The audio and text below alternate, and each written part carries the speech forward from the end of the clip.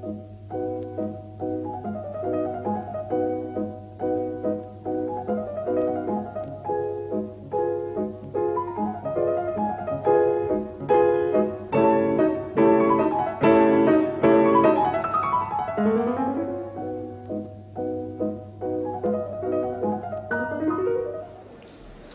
come to Freiburg in West Germany, where I'm going to be talking to a man who, for something like half a century, has been one of the dominant influences on Western thought. He's a philosopher, a political theorist, an economist, a logician, and now widely believed to be the inspiration behind Mrs. Thatcher and her government. He's Professor Friedrich von Hayek. Professor Hayek, I'm sure you'll be well aware that to many people in Britain, and particularly on the left, you are a kind of bogeyman. You are believed to want to throw people out of work, send children down the coal mines again, grind the faces of the poor in general. I don't suppose you share that view of yourself, but would you like to start by telling us how what you obviously regard as a complete misconception of your thought has arisen? Well, naturally, I don't share it, but I must say I understand it. If you tell somebody that his past has led him to the morass, to withdraw may be even more painful than to go on where you are. And I am, I admit, in fundamental disagreement with the whole tendency policy has taken over the last generation, and I believe that the present difficulties are all due to this, and that to cure or stop the decline of Britain requires no less than a complete change of course. That means that I do not believe, as many people would agree, that socialism is half right. I'm convinced it's all wrong. And that is my starting point. What is the dominant tendency that you speak of that you think has led us into the morass? That we're not willing to accept the guidance by the price mechanism, which alone can enable us to create a system of international coordination where the individual efforts are not guided by the concrete knowledge of the results, but where we work for something about we only learn by abstract signals, the prices. Why is that the only possible mechanism? Because we don't possess the knowledge. The knowledge of facts is widely dispersed. We want to make use of knowledge possessed by millions of individual people, which they can only use if they are fed signals about the general situation. You can't reverse it, you can't possibly concentrate this knowledge. So the whole order of international cooperation has been built on such a signaling system where signals tell you about facts which nobody knows concretely in their totality. And I may add, such signals you cannot correct. You cannot correct signals which inform you about circumstances you don't know. And these signals you mean are the prices in a free market? Entirely the prices in the free market, which alone have made the present level of wealth possible. But isn't the system fundamentally unjust in that, first of all, it only rewards in economic terms. Secondly, it rewards people in a way which may well be wholly disproportionate to their merit. I admit both of this, but it can't be just.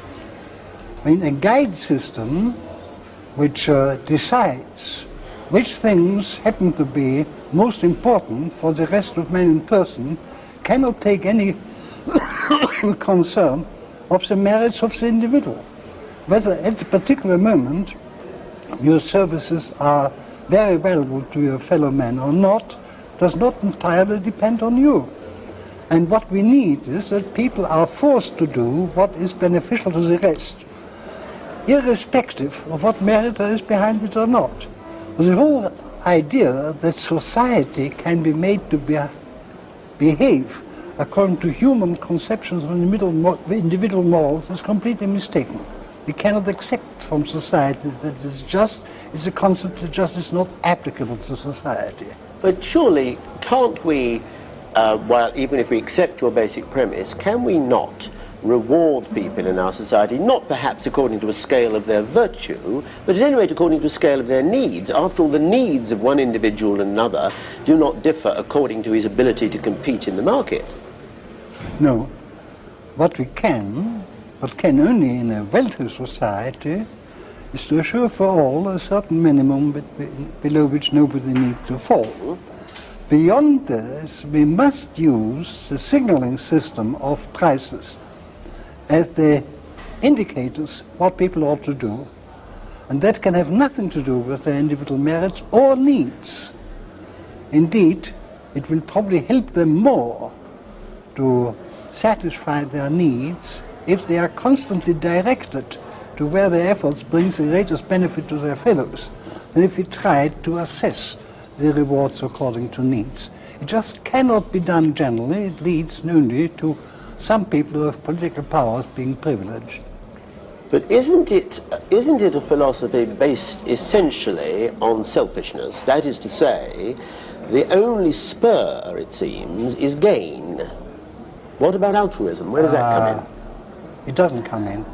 See, both altruism and solidarity are very strong instincts which guided man in the small group where he was serving known other persons, when his efforts were directed to the needs of familiar people.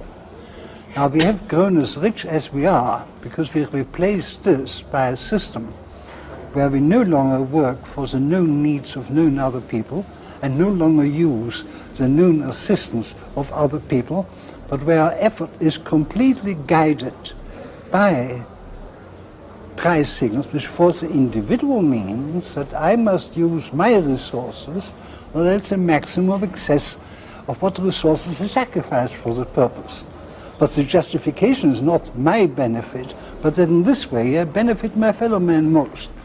So it does happen that so far as commercial activities or economic activities are concerned, we will benefit our fellow men most if we are guided solely by the striving for gain. We are then completely free how to use what we have learned. And there, of course, the desire for being altruistic comes in very strongly, but not in the ordering principle of our society. Well, where did it go wrong then? When did we get off the rails? Because there was once, at any rate, an approximation to what you're talking about. I presume you agree that it can never be perfect. No, there can never be a perfect market system. But there was once an approximation. What went wrong? Well, I think mainly in the last century, two things happened. On the one hand, the general familiarity with the morals of the market, which were unquestionably accepted by all the members of small enterprise, by the apprentice, by the servant of the farmer and so on, was no longer naturally learned by everybody as a large organization grew. It happened to begin in manufacturing, but by now it's no longer only the factory, it's equally government organization and so on, where thousands of people grow up without any contact with the market, and their children no longer learn it automatically. Now, this coincided with a very profound philosophical influence. They not only lost a certain moral traditions, they were definitely told by the philosophers, oh, all these traditional morals are nonsense anyhow. They are superstitious taboos which you cannot intellectually justify. And so arose a new movement, and that's how I should describe socialism as an intellectual force, in which people tried to invent new morals in order to assist those natural instincts which the man still carried over from his primitive life. Instincts which had been adapted to the face-to-face society, where you were serving the needs of people whom you knew and using instruments you knew, and discrediting all the rules which had made the large market economy possible. Well, but both halves of this, first the fact people are more and more in large organizations insulated from the market on the one hand, and the new philosophical tradition on the other, are not confined to Britain, are they? Is this a disease of the whole Western world? Well, Britain is merely ahead of the rest of the world, and I think there are two reasons for it. One may surprise you, but in a sense, the leading British thinkers were more intelligible than elsewhere. Intelligible or intelligent? Intelligible. I think nobody but a fanatic would take Marx seriously. But when H.G. Wells and Bertrand Russell and Bernard Shaw explained this had an enormous influence. And I believe a great part of the British public were thinking in socialist terms as a result of this education. The second factor, which is also specifically British, is that the great sympathy which the general public had with the trade unions enabled them to an extent to upset the market system, which was not possible elsewhere, just because the trade unions did not enjoy that sympathy. I think there's still the great obstacle to a reform, the illusion that you can induce people who have been granted special privileges, and that's true of the leaders of the trade unions, by nicely talking to them to abdicate these privileges is just nonsense. I think the first problem for Britain at the present moment is to free the way for new developments by reducing the coercive powers of the trade unions, which are not a result of giving them the general law, but by conferring privileges upon them, and then to restore the market, which will essentially need a monetary reform, the end of inflation. We mustn't forget that our present system is already so obstructed that in fact we probably can keep it going only by inflation. So we must first free the price mechanism, then restore sound currency, and then there's no reason why Britain shouldn't return to old prosperity. But you see, this brings me to another charge often levelled against you, which is that this is all very well in theory, but how do you actually bring it about in practice in the real world that we all have to live in? You talk about trade union privileges, very well. How would you go about reducing those if you think that is the vital element in our progress? It is vital. It means that we have to take measures which in the first instance will be extremely painful, and that is the reason why I'm not sure that things may not have to get much worse before we are willing to take on us what is really required. Both to stop inflation and to restore a functioning market will cause a great deal of further disorganization, as we now see an increase of unemployment, which may be temporary, but which is not an aim of policy, of course, but an inevitable result if you stop the misdirection of resources, which was the effect of inflation in the past. So we have to face ourselves to very severe hardships if we are to return to that self-directing automatic system which alone can restore British prosperity.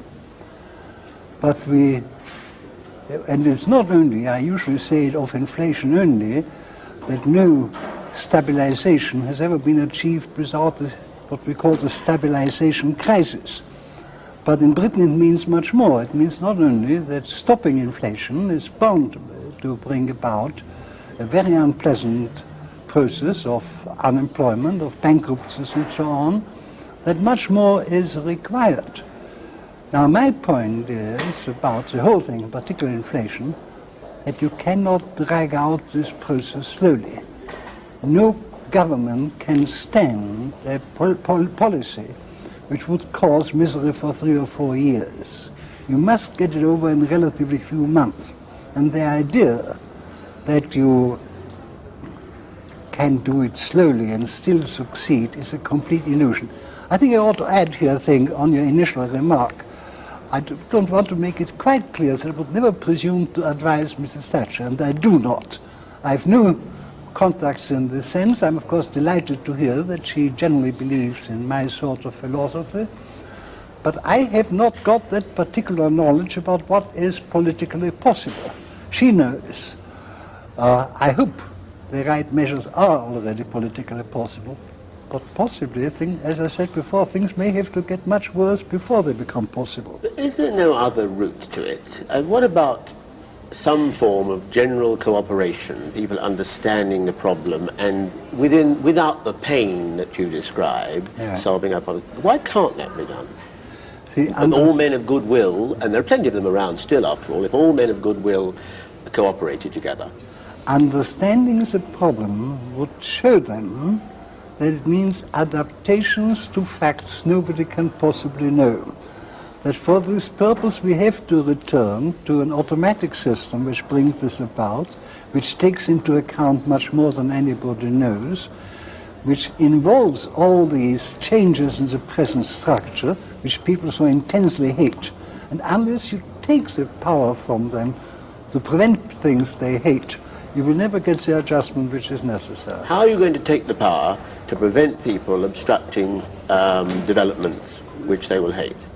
Because people do have, there's a lot of entrenched power, after all, in a society like Britain. How do you diminish that power? I'm afraid it will have to begin by diminishing the powers of Parliament.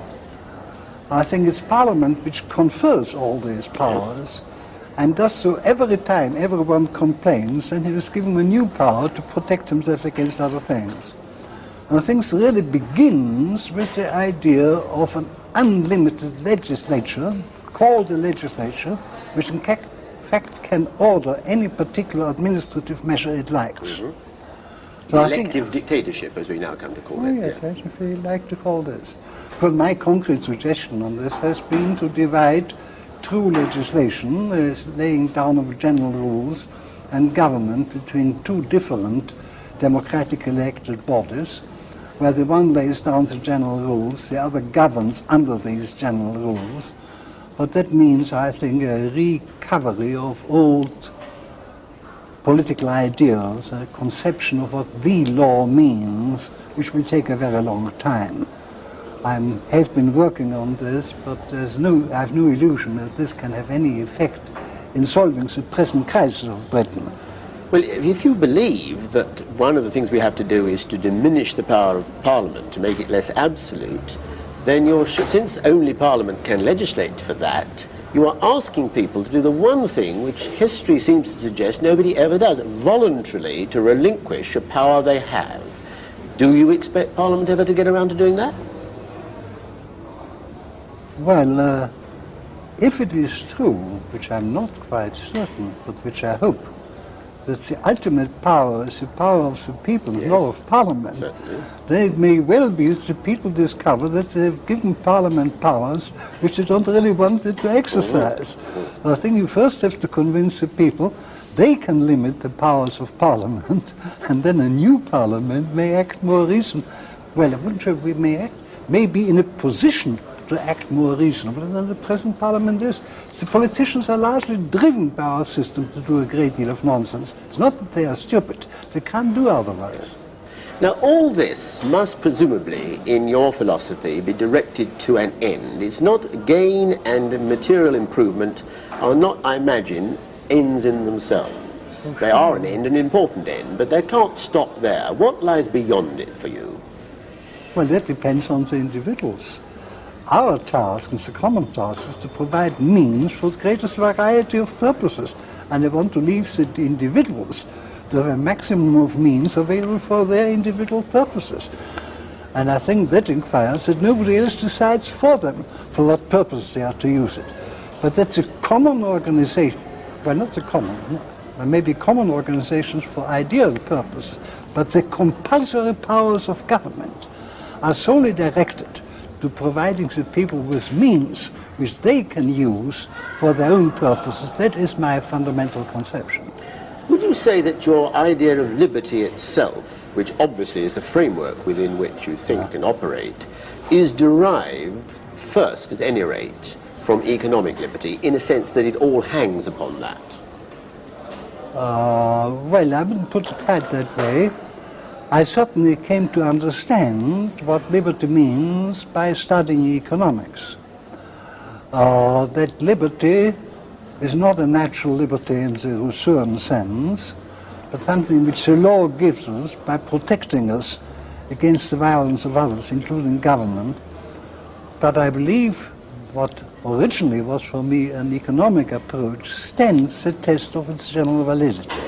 It's more easy to see in the economic field. And see, at the present moment, you have the very curious phenomenon in the world. It's a revival of liberalism, which did not start among the economists, is now due to the economists.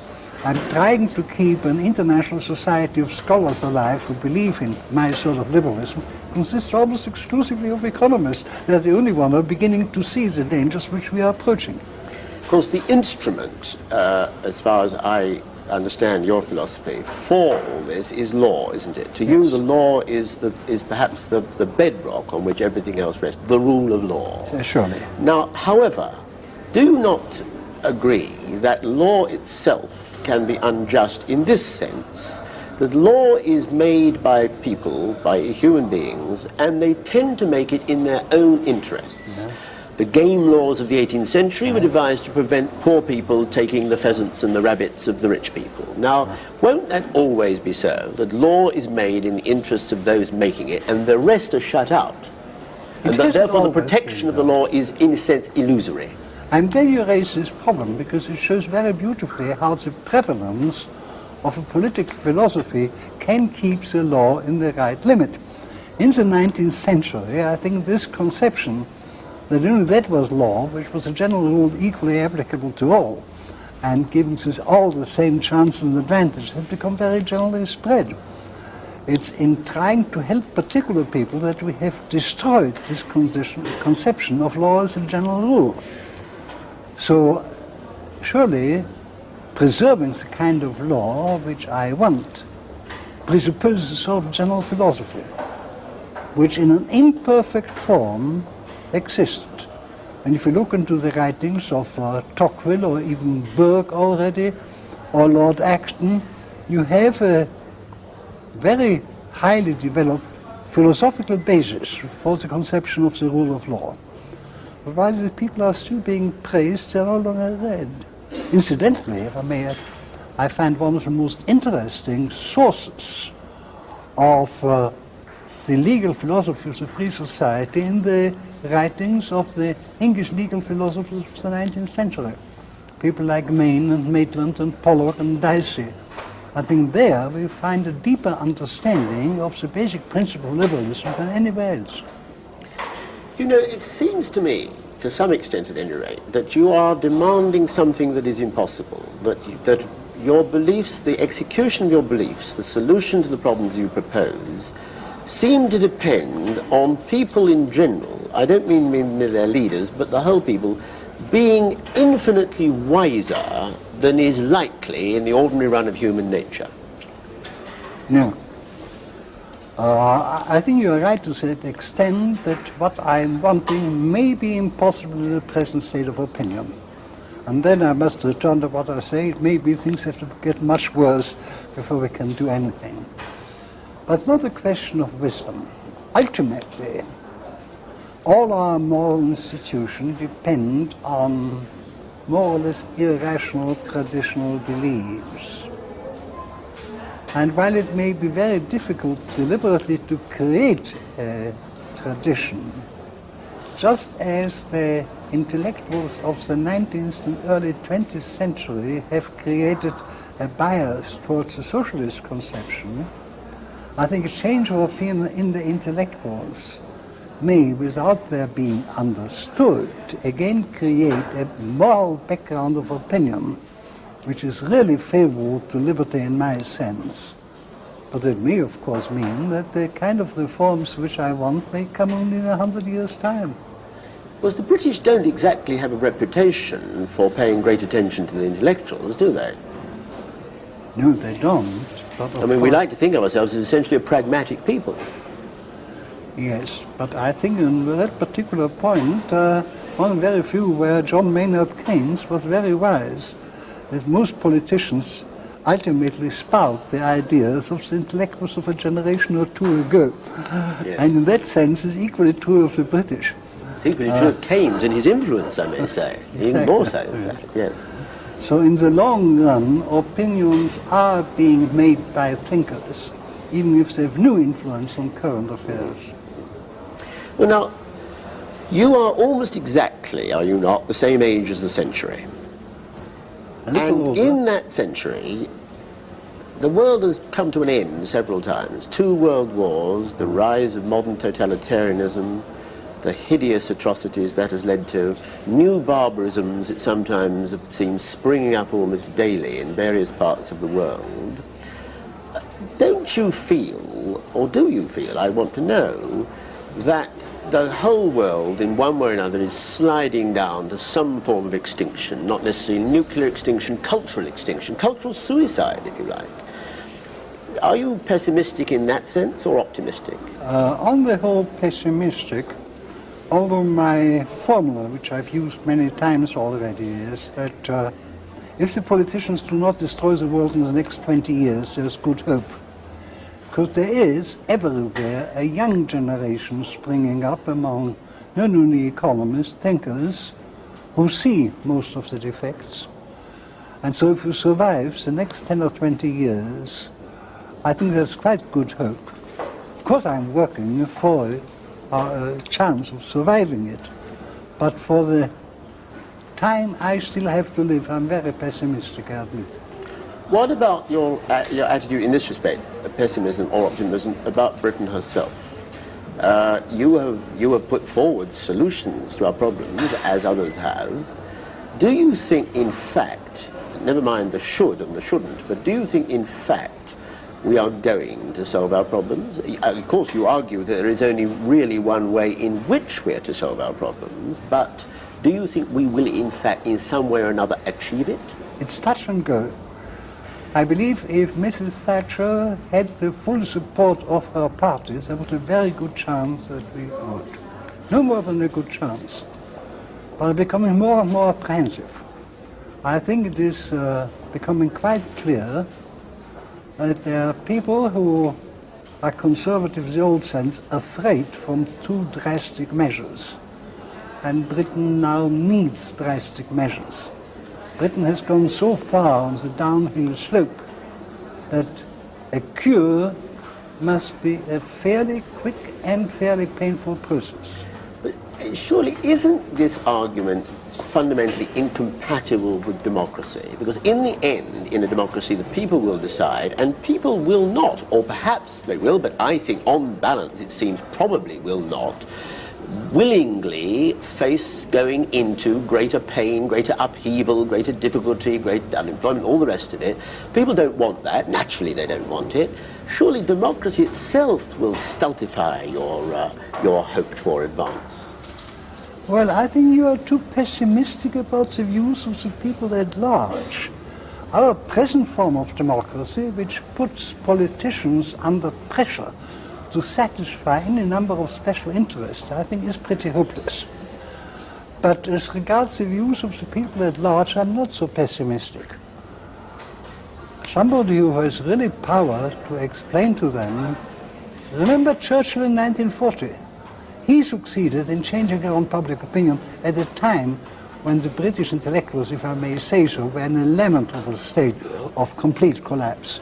And yet one man could rally the people to a resistance against something which they knew would be extremely painful. It would have been much easier in 1940 to give in to Hitler. Nothing would have happened. I think in the same sense it is conceivable, and if I may mention one way, in Parliament it seems impossible now to get drastic action of depriving the trade unions of their privileges. I think if you put to the people at large in a referendum the simple question, are the trade unions to be deprived of all the special privileges not granted to other citizens, you would get an overwhelming majority. So in a sense I would appeal to democracy on the root rather. I'm not hopeless about democracy. People may will the end, will they also will the means? To say that depriving trade unions of their privileges, people may say, yes, yes, let's do it. Do you think people are willing to face the upheaval, the industrial chaos that would inevitably follow such an attempt?